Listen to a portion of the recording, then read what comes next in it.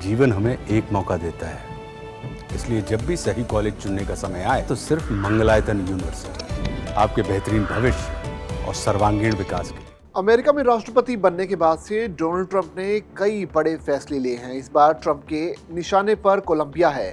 Trump ने Colombia पर travel ban लगा दिया है। इसी कड़ी में अमेरिका ने अवैध तरीके से रहने वाले कोलंबियंस लोगों को वापस उनके देश भेजने के लिए 2 फ्लाइट से रवाना किया था। इसके बाद अमेरिका से प्रवासी निर्वासन फ्लाइट को स्वीकार करने से इनकार करने के बाद कोलंबिया अपने राष्ट्रपति विमान को कोलंबियाई नागरिकों को लेने के लिए होंडुरास भेजेगा, जिसके बाद अमेरिकी राष्ट्रपति डोनाल्ड ट्रंप ने टैरिफ और अन्य प्रतिशोधात्मक उपाय लागू किए।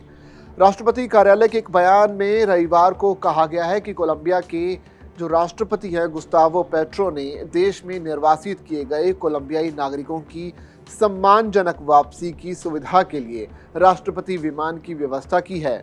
कोलंबिया सरकार ने राष्ट्रपति गुस्तावो पेट्रो के निर्देशन में उन सभी नागरिकों की सम्मानजनक वापसी की सुविधा के लिए राष्ट्रपति विमान उपलब्ध कराया है जो आज सुबह निर्वासन उड़ानों पर देश में आने वाले थे। ये उपाय सम्मानजनक स्थितियों की गारंटी देने की सरकार की प्रतिबद्धता का जवाब देता है। किसी भी परिस्थिति में देशभक्त और अधिकार धारकों के रूप में कोलंबियाई लोगों को कोलंबियाई क्षेत्र से निर्वासित नहीं किया गया है और ना ही किया जाएगा। कोलंबियाई सरकार ने एक समर्पित टीम भी बनाई है जो कि निर्वासित कोलंबियाई लोगों के साथ गरिमापूर्ण व्यवहार सुनिश्चित करेगी।